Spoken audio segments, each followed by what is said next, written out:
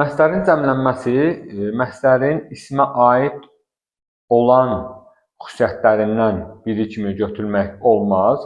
Niyə? Çünki məslər cəmlənərkən qrammatik normanın pozuntusu sayılır və bəzən məslərlər cəmlənə bilər, amma bu qrammatik normanın pozuntusu sayılır. Misal üçün, onların oxumaqları xoşuma gəlmədi. Bu formada olanda məslər cəmlənir, amma bu qrammatik normanın pozuntusu sayılır.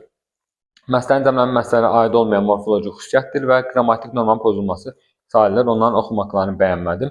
Bu formada məslər hal şəkillərini qəbul edərkən aşağıdakı cümlə üzvləri ola bilir. Yəni, məslər hal şəkillərindən yönlük halı qəbul edə bilər, sonra çıxışlıq halı qəbul edə bilər, yerlik halı qəbul edə bilər, sonra baxaq görək, həmən şəkilləri qəbul edən zaman hansı cümlə üzvü olur. Yönlük halda məqsəd zərfliyi gəzməyə getmişdi. Məqsəd zərfliyi oldu. Nə etmişdi? Getmişdi. Nə məqsədlə getmişdi? Gəzməyə getmişdi. Gəzmək üçün getmişdi. Gəzməyə getmişdi. Bu mənada məslər çıxışlıq halda tamamlıq olur. Yazmaqdan bezmir. Nədən? Yazmaqdan. Burada tamamlıq oldu. Yəni, bunun işarəsini göstərsək, nə etmirdi? Bezmirdi.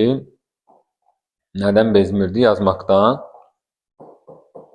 Bu formada göstərərik. Çıxışlıq halda isə səbəb zərfliyi olur. Yazmaqdan barmağı ağrıyır. Nə səbəbə barmağı ağrıyır? Yazmaqdan barmağı ağrıyır.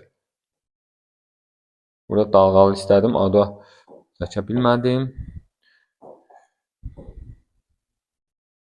Məsəl çıxışlıq halda yer zərfliyi olur. Meyvə yığmaqdan gəlirdi. Deməli, həm çıxışlıq halda səbəb zərfliyi olur, həm də çıxışlıq halda yer zərfliyi olur. Hardan gəlirdi?